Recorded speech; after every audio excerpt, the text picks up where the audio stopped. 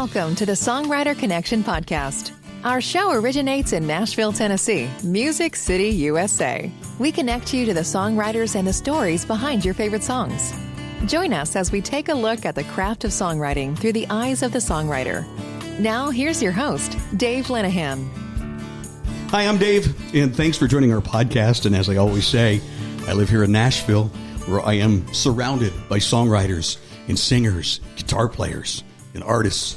And I just love it because I love being around these creative people, and every one of them have an amazing story. And on this podcast, I want to share these stories with you. And that's really what it's all about. Today, we have a real important show for you, too, especially if you're thinking about a career in the music business. We'll have tips and things for you.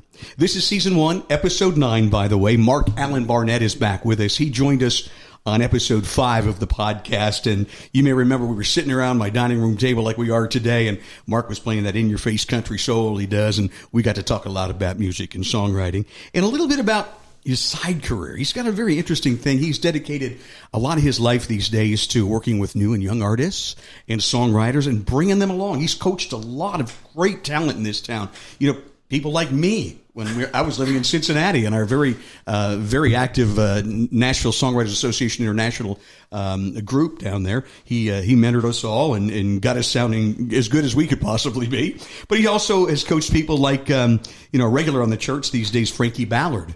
So he's got the touch, and he's brought one of his students that he's been mentoring with him today, and that is Breanna Faith, and she hails from Indianapolis, Indiana. So good to have you here. Mark and Breanna, welcome to the show. Thank you very much. It's Thank so you. good. Thank you That's for being a good on. introduction. You do great introductions, man. I used to do this radio thing. Yeah, you do. A little you bit. Still do. You still do.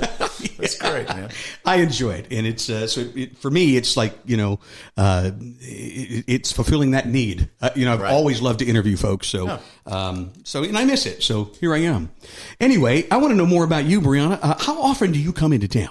It used to be maybe once a year, but now that I've gotten more serious into it, it's about every other month to every month. I try to make it as often as I can. That's good. So. And you're learning lots, huh? Oh, for sure. Yeah, a lot more than what I knew before I started working with Mark.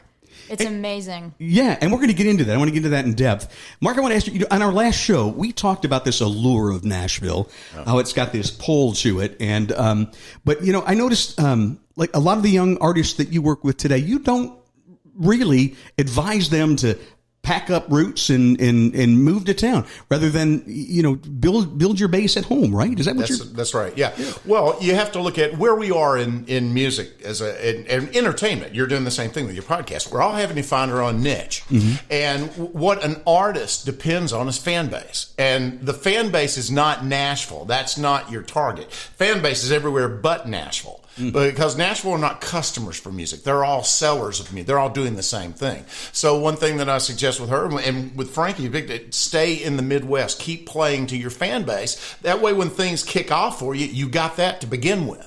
And that was one of the big deal when they launched Frankie is they had a huge audience. I mean, this guy was selling out 1,500 seat theaters by himself before he got his record deal. And then he got put on a show with Kid Rock and at Pontiac Silverdome. Right. That puts you up real quick, but he never moved to Nashville until he had his publishing deal and his record deal pretty much ready to go. How about that? And that's one of the things that I talked with her. They got Indianapolis and you got Illinois. You've got a lot of areas on that. Start locally, then you build regionally. At the same time, you come down here and you say, we try to get them in with hit writers and we try to get them in to behind the doors. You got to go in the back doors in this town. Make some connections. Yeah, absolutely. And writing with other people. And that's the big deal. And you're going to have to write with her sometime. I would love to. I would love that. But she's a good study. What I like about her, she brought her binder. She's got a lot of the things that I've told her, which you've had your own over the years. Oh, yeah. But she's a very good study, very good voice, and she's just a real fun person to have around. Her dad, John, is a great guy. John is with us today, too. John, good to have you here in the dining room.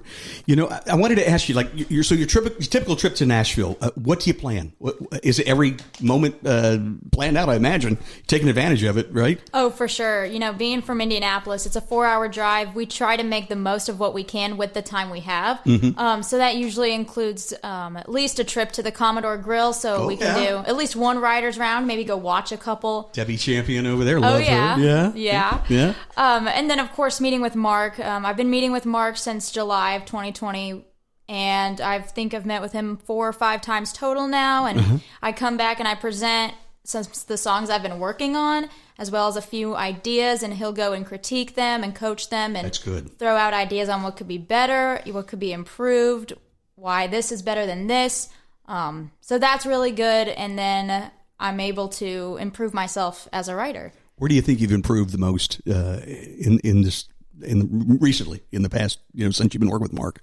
Probably the context of my songs. In the beginning, they were good. They just didn't have enough detail or enough build. Some of the chords were a little basic. But since then, I've learned that details are the most important thing you could have in a song, along with making sure the hook is repeated enough, as well as making it stand out. You don't want every song to sound like what's on the radio, or you don't want to hear the same song and every round you go to. So having context and content that stand out and finding your voice, right? I imagine to find your specific voice. For sure, right? Yeah. So you're growing as a writer. Yes. And do you write a lot? I do. Yeah. Like I had a guy on the show a while back who, and I'm not comparing you to this, but to me, this is phenomenal. He wrote 300 songs. Bill O'Hanlon was our second guest on the show. 300 songs last year. And I'm, Bill, how do you do that? And I don't know. If I do 50, that's a good year for me, 50, 60, but you're writing like every day, or?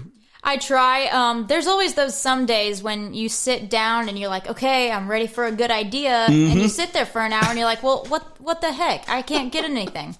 Or maybe I'll start something and it has a solid first verse and then maybe take a break for a while and then come back to it. Yeah. So I try to get in, at least once a week, one song a week, maybe 1 to 2, so that I'm still spacing out things, but also formulating ideas while I'm like driving or something. So how about co-writing now? Is that something you've done before you came to Nashville? Have you ever co-written before with folks?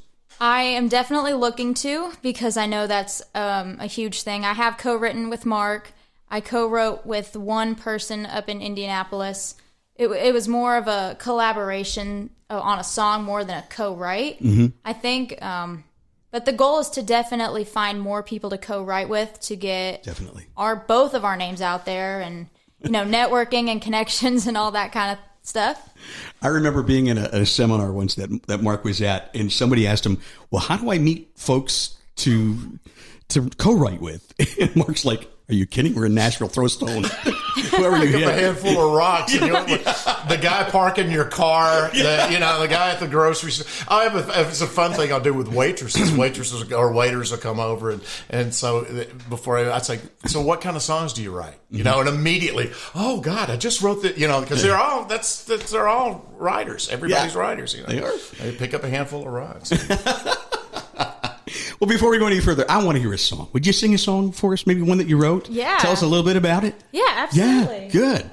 Got a guitar right there. Beautiful Taylor. I love it. Oh, thank you. You're partial to that guitar. I kind of am. Yeah. My first really good guitar was a Taylor, and I loved it. Yeah. Oh, really? One just like Marc's, but only right-handed. and without the Willie Nelson second sound hole thing. Oh, my goodness. All right, so I'll do the one that Marc and I co-wrote over the summer. Awesome. Yeah, tell the story on this. This is a good little story.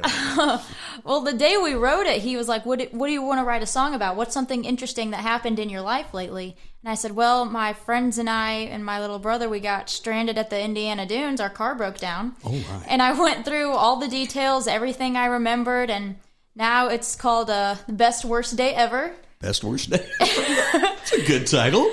It's fun and upbeat. It tells the story well. It's got, the little positivity in it as well. So good. Looking forward to hearing it. Breanna Faith is our guest on the Songwriter Connection podcast. Take her away. Okay.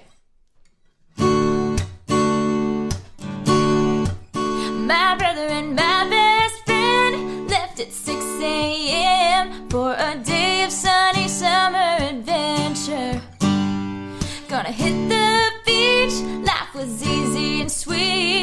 that's when it all started to splinter.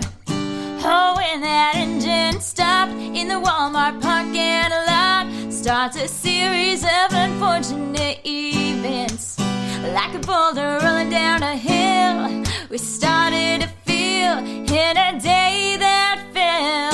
Satan sends when it all goes wrong. You gotta know it can only get better.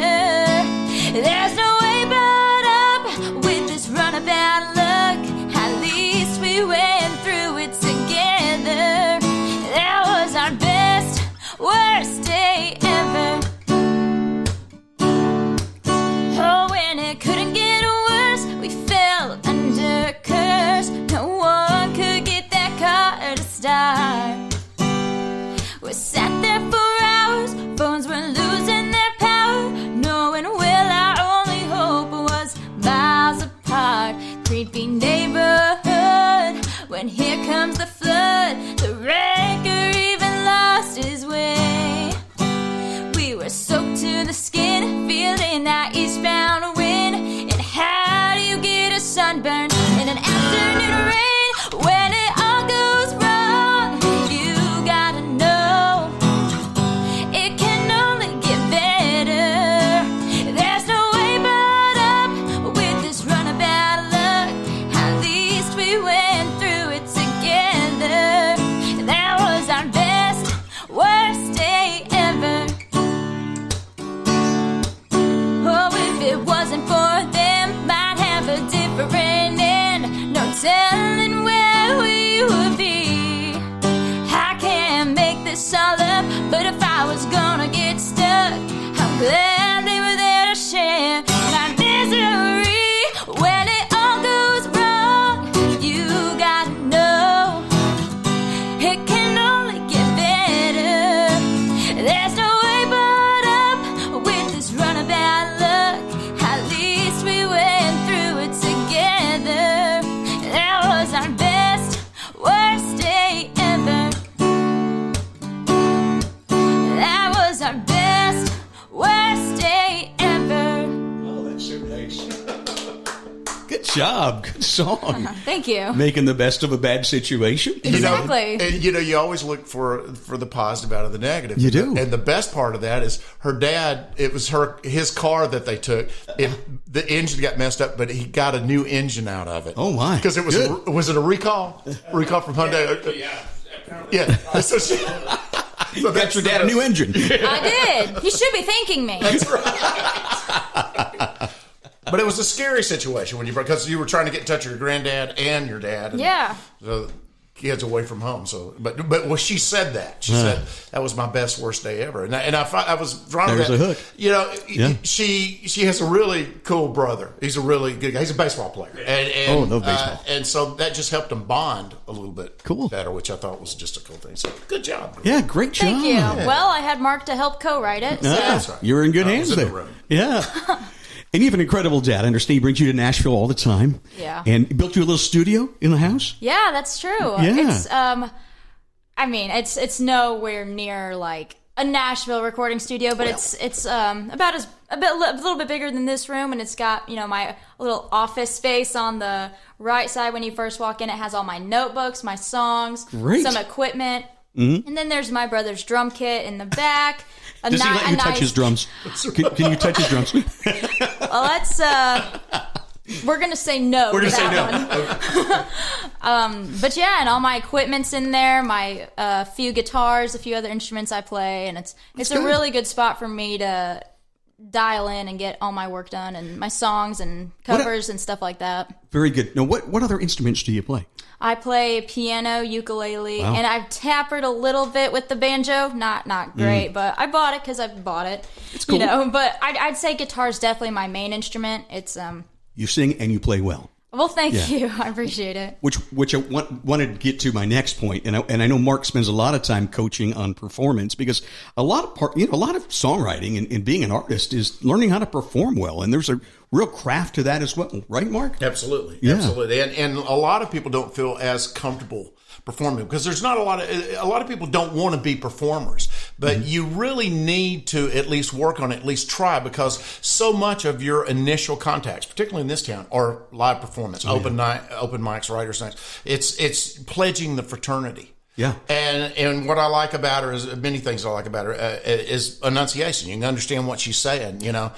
So important. I was watching her face because I've drilled everybody I've ever worked with. And my best compliments when somebody comes up to me and says, I can tell you worked with him because I can understand everything you say, you know. And it's very, very important. But, performing is a big deal. It really is. And he's one of the best. You've seen his perform, his show, right? Oh, yeah. Marc-Allan Barnette. Well, we met. I was doing a show with Randy and Ronnie Brooks. Randy, grandma got run over by a reindeer in Scott Southworth, and that's where they first met us at the Commodore. And so that's how kind of all this came together. But I'm telling her the big thing is trying to get someone ready to write with better and better people, and that's part of this. And I think she's going to take to it like to duck to water. But when you're trying to, you get your test as a writer. Well, go on stage and try to follow a guy who wrote "Grandma Got Run Over by a Reindeer." You know, yeah. And then one of the shows that I did this show one time. And I always say this to songwriters: here's your test. You're on stage. There's about 3,000 people. There's 3 other writers on stage with you. The first one is Stuart Harris, and he plays No One Else on Earth. Winona Judd, number 1. Second one is Jim McBride, and he does Way Down Yonder on the Chattahoochee. Number 1. Third is Larry Butler, and he does Hey, Won't You Play Another Somebody Done Somebody Wrong song. Your turn. What do you play? I say good night. That's what we run into in this town. You're playing with a bunch of people, and you want to play with those people. You do. You want to make sure your songs stand up there, right? And that's part of the deal. And that's what I like about her. She's got a lot of natural ability, so we're just trying to refine that. And it's her parents. I really credit their parents. Everything. Got to. Thanks.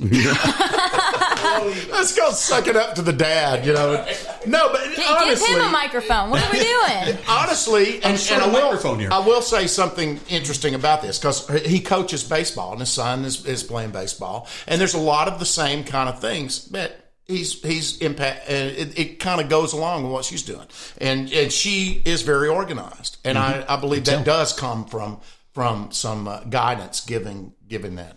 There are a lot of comparisons to sports because, especially as a musician, and people don't realize, but you have to practice. Yeah. You have to stay in practice. Yeah. You have to work on your chops daily. You really do, don't you? Yeah, for sure. And I also played baseball, softball growing up. Mm-hmm. And the thing Dad always told me was that it's a mental game. Not only do you have to be on your toes, you have to be aware of everything that's going on. You can't let yourself get in your head either. So like overthinking things or just getting too emotional and wrapped up. And I think it's the same for upcoming artists as well, or anyone who's trying to make it in the music business. It is a mental game. It messes with your mind sometimes if you get flustered at something or if you start comparing yourselves to others. It's, I think it's really mental. How do you avoid that? What makes you, is there a technique you use? I would have to say just keep writing and making and refining and editing and making sure it's what you want and you're trying to stand out. Because it is kind of like a competition, a friendly competition here where you're still trying to network and be friends with everybody. Right. But at the same time, everybody's reaching for the same goal. So in order to reach that goal, you got to make yourself stand out. I like to credit my red hair. It's unique. Hopefully that helps. I'm Irish and I love red hair. So that's great. No, I'm just playing. But the songs and the content is really what's gonna make you stand out, and that's kind of where my next steps are as a songwriter. So your ultimate goal, 5-10 years from now. That's like a job interview, right? Where do you see yourself in 10 years, young lady? Well, if I'm going to reach for the stars, I would love to play at the Grand Ole Opry at least once or twice in my life. Wouldn't that be great? Wouldn't that be awesome? That would be awesome. Or have my songs, some cut on the radio or some on an EP or an album, Wouldn't that be great? Even if I don't make it as a Breanna Faith artist, maybe have one of Breanna Faith's songs featured in, I don't know, even maybe a commercial or a movie or something. I just want my creativity and my craft to make it to where others can enjoy it. And I'll bet you, just knowing you for the little bit I have, I bet you've written that down in your book somewhere. and you're so organized. You've probably written that down, and I think that is really an important part of goal setting, writing it down. Right. And going for it, and obviously you're doing all the right things. It's on the right track, right, Mark? Absolutely. I was thinking one thing about performing. You always end up flubbing a line. You'll flub a line or you'll miss a chord or something. You'll just think about that. Right. That's what you think about. And it used to be you're kind of the only one who remembered it. And you still, when you fix, now everything's a YouTube moment, So the one time that you do something really bad, that's going to be replayed 10 million. Oh, yeah. It's like the people who are on, they get on TMZ or they're on their phone and they will fall into a thing. Or the guy, my favorite was the thrill of victory, the agony of defeat. You remember ABC, that one ski jumper who just gets, that's his whole life, man, and that's kind of where we are. Everything's a YouTube and the TMZ moment. Yeah. I've always found that the mistakes seem to come in threes for me. And maybe does this happen to you? And this is the reason why. You make a mistake because you're human. And then you're thinking about it, so you make the second mistake. And the third one becomes you're going because you're thinking, I can't believe I did another one. I made another mistake. Yeah. So it happens in threes. And what you have to learn to do is just blow it off.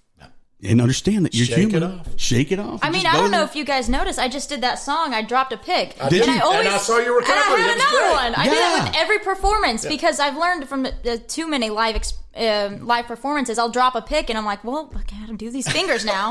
So every time I know I'm performing, I know. Nobody knew. Well, that's the beauty of it because I've dropped my picks so many times. I'm like, gotta have a spare. That's why you have these right here. You have these. Well, It's right on down. Hey, don't put that guitar away. Let's do another song. It's time for another song. What are we going to do? Do the dad song. Do the dad song? The dad song. Since Dad's here. Are Are you going to make us cry? Yes. Oh. Yeah. And that's on the funny stuff. I haven't had a good cry yet today. Oh, okay, really? So tell us about this song. Okay, this is a song that I wrote for my dad. I was This thinking, guy right here? Yeah, that This guy right there. Okay. He's a good guy. I would say so. And not because he's sitting next to me. It was forming ideas one day and thinking about, my life has been, for me personally, my life has had a lot of ups and downs, twists and turns, just even at such a young age, 19, there's so many things he has seen, including, I have no problem talking about this, but I have epilepsy. I've grown up with it. So there are some few scenes that he has seen.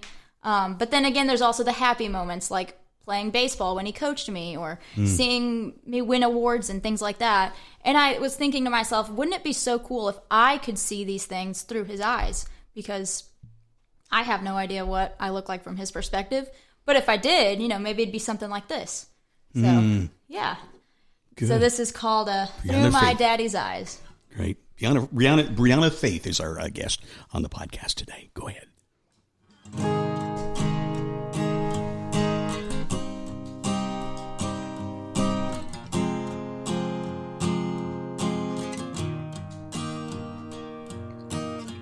Sometimes I wonder what it would be like to see the world through someone else's eyes. Watch their reactions, hear all of their thoughts, and walk in their footsteps just for a while. 'Cause I know a man who's seen everything, who shared in all my greatest memories. Through my daddy's eyes, who taught me all I need to know in life. Was there for every ball game I ever played, and listened to every song I sang. For every laugh and every cry, I wanna see it all through my daddy's eyes.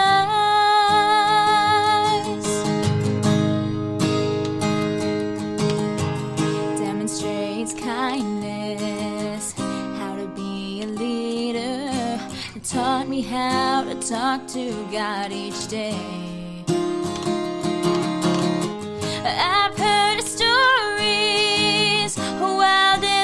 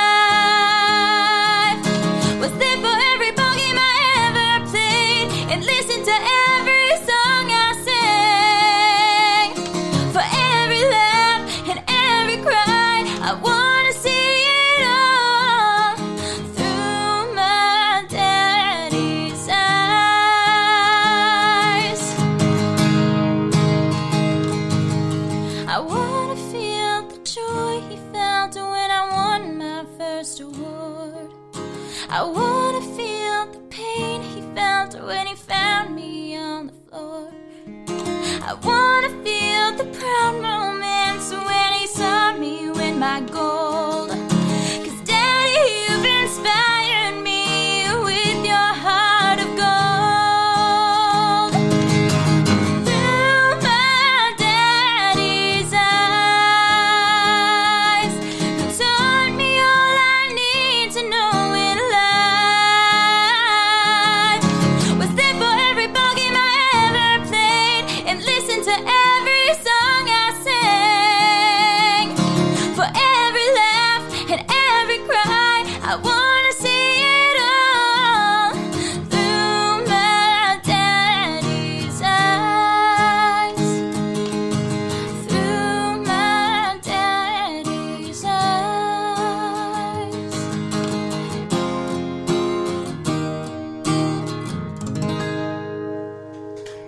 Fantastic. The podcast is called Songwriter Connection. Our guest, Breanna Faith from Indianapolis, is visiting Nashville, working with the great Marc-Allan Barnette, who's also our guest today. What an emotional song.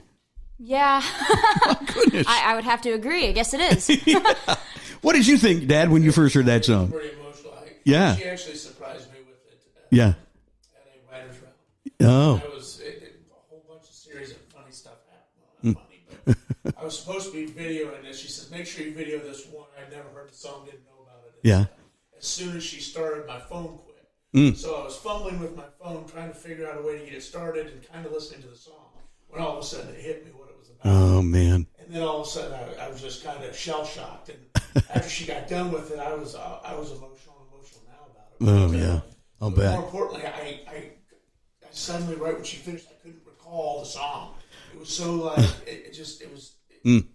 I said, well, you have to do it again because I don't remember the song. And I didn't get to video it either. Oh, man. I'm so sorry that you're off mic on that, but I think we got most of that.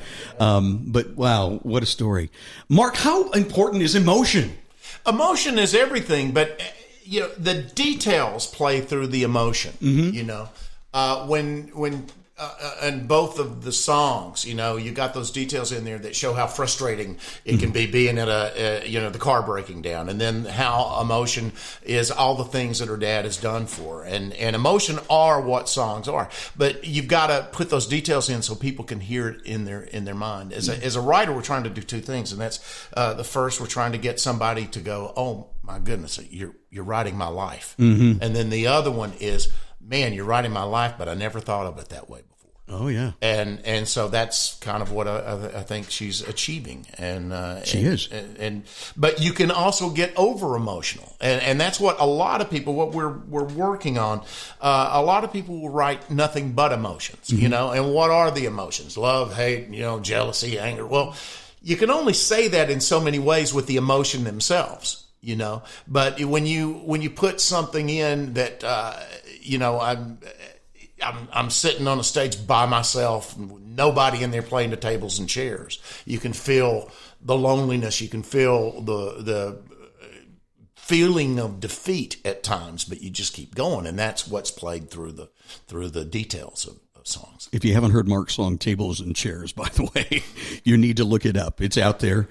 Or listen to podcast number 5, because number 5. That's how we end the show. So, who are some of your favorite writers, Breanna? People that you've admired that when you were, Well, ever since, I started writing when I was in 8th grade, so about Did you? 4 or 5 years ago, 4 or 5, 6, I don't know.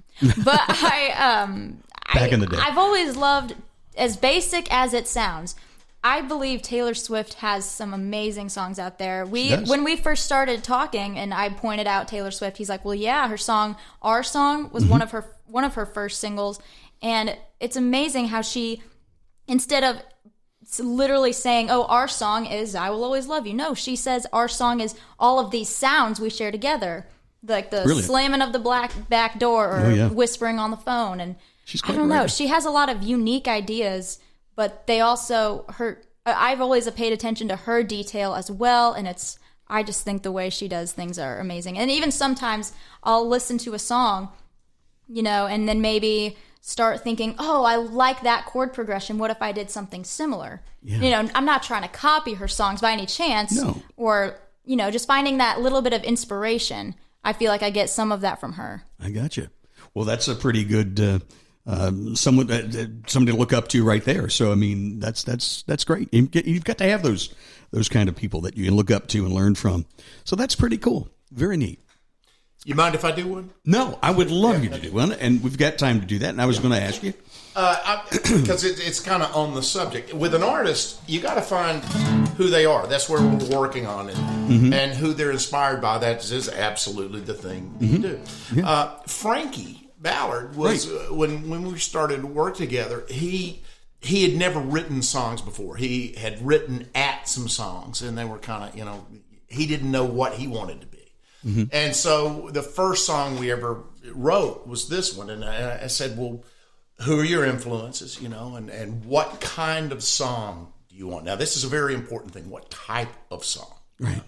And he said, well, I love Southern rock and I love country and I love blues. And I'd like to have one of those, Leonard Skinner, Charlie Daniels, swampy, sexy Southern rock, blues, country songs. So, okay. Well, you do that. And I said, what do you want it to be about? And he went, I kind of got a thing for women's feet, but I don't want to sound like a pervert. So this is Southern rock, country blues, women's feet, no pervert.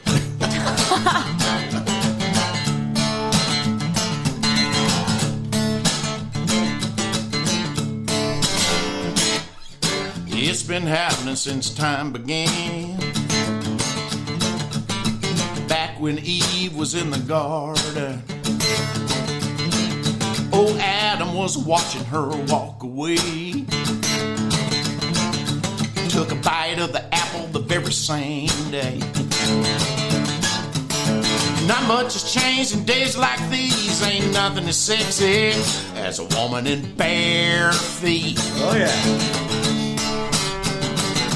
Kicked up on the dash of a beat-up Jeep, stuck in the sand on a red-hot beach, up in the air on a big tree swing. Nothing as sexy as a woman in bare feet. Nowadays, women try to cover them up with big word boots and high-heel pumps. When the music gets happening and the feet get hot, gonna kick off the shoes and show what they got. Flip-flops and sandals are all they need. Ain't nothing as sexy as a woman in bare feet. Kept up on the back of the big up in the air on a big old swing, up in the tree on a big old swing. Nothing as sexy as a woman in bare feet. Now you got me flooded lines. Yeah, yeah, yeah, yeah, yeah, yeah, yeah.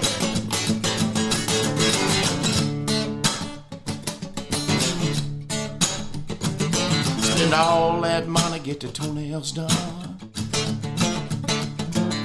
Can't play footsie with those shoes on.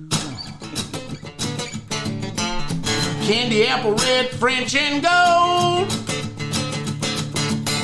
Wrap a strong man around them toes. Just kick off your shoes, jump out to sea. Nothing as sexy as a woman in bare feet.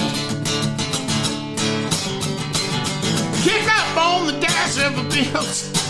Up in the sun, I can't even remember a song. Up in the air on a big old swing. Ain't nothing as sexy as a woman in bare feet. Woman in bare feet. Yeah, woman in bare feet.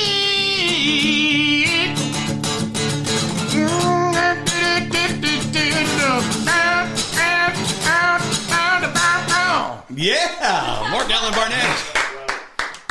I flub them too. You just power through. You wrote it that way, right? It is funny. Your mind starts you start thinking about two different things. You know, you do. I hadn't done this.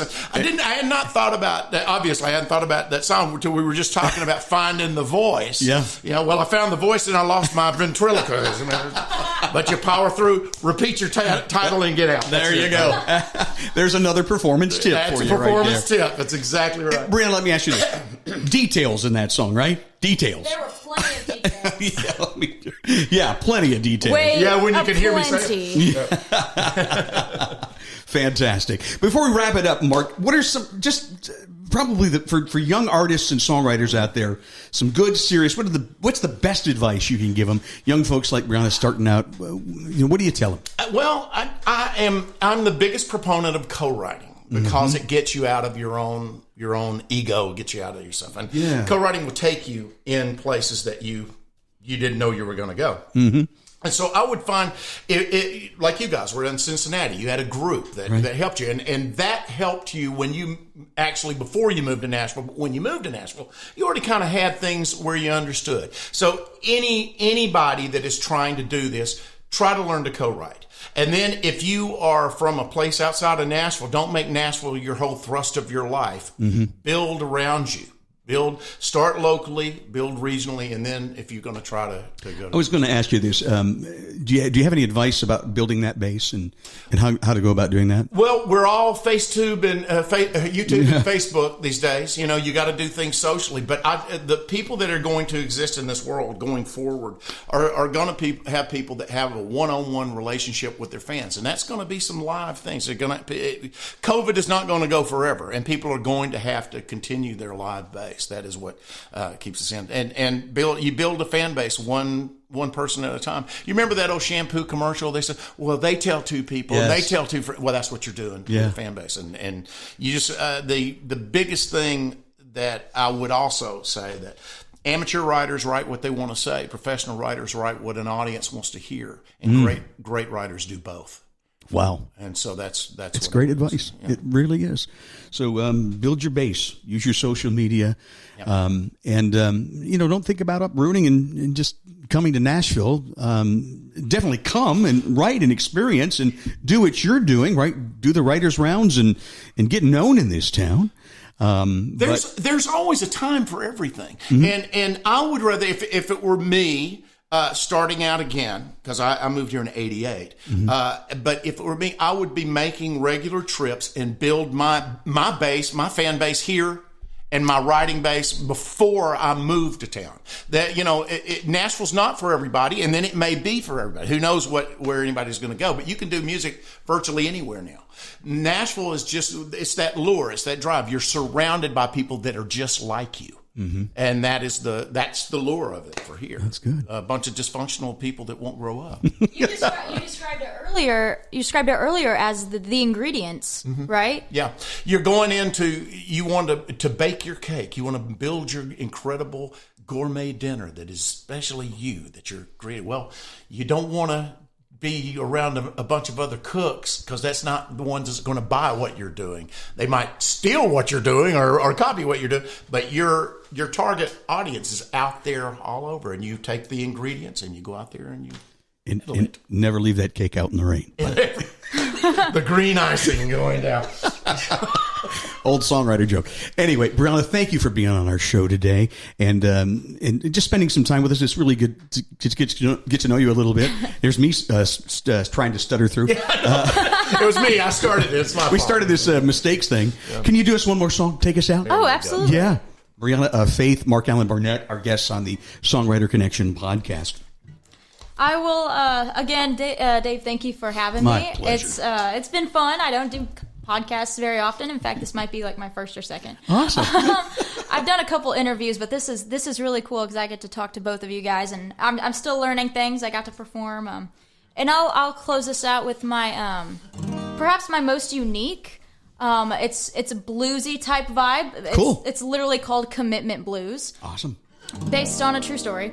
But yeah, this one's fun.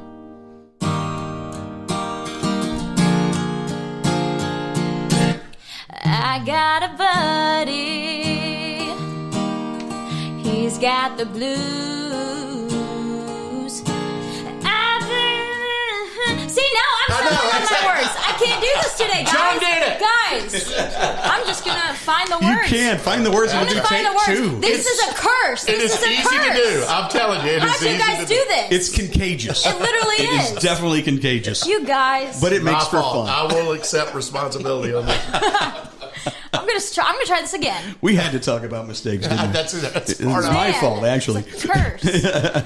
Okay, mind if I Yeah, start it. Do it again. Thank you. Yeah.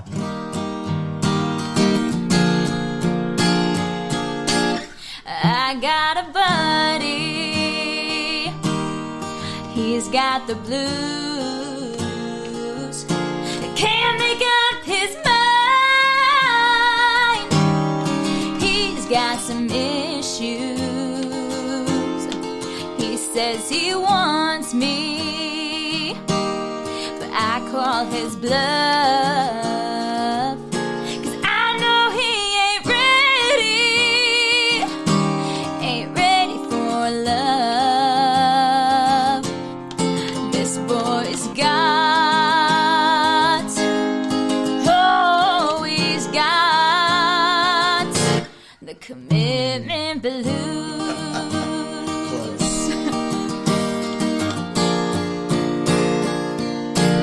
Somebody hurt him. She left him a mess. Why do they cheat? It don't make no sense. He'd be alright now if she didn't lie. Instead of laughing with me, he whines every night. This boy's got, oh, he's got the commitment blues. Maybe a treat, but he ain't no pet. Just listen to my girl tell me why now, rather than running around like a scam. Give it a try and stand by one man.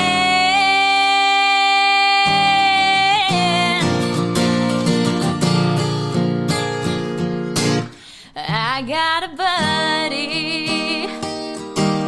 He still got the blues. I pray every day for this boy to get through. Loving ain't easy. It comes with a price. But nobody said the price would be high. This boy's got, oh, he's got, this boy's got, oh, he's got the commitment blues.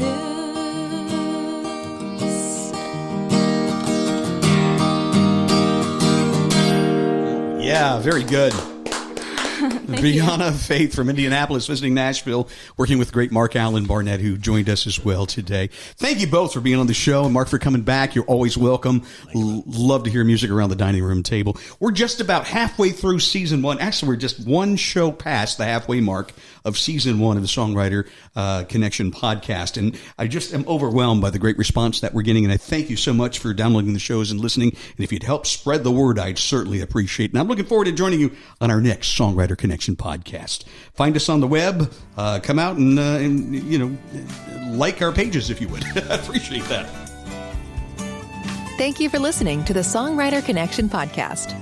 Find us on social media at Songwriter Connection. Also, listen to Dave Linehan's Nashville Connection radio show. It streams live every Friday morning on WOBL and WNOI.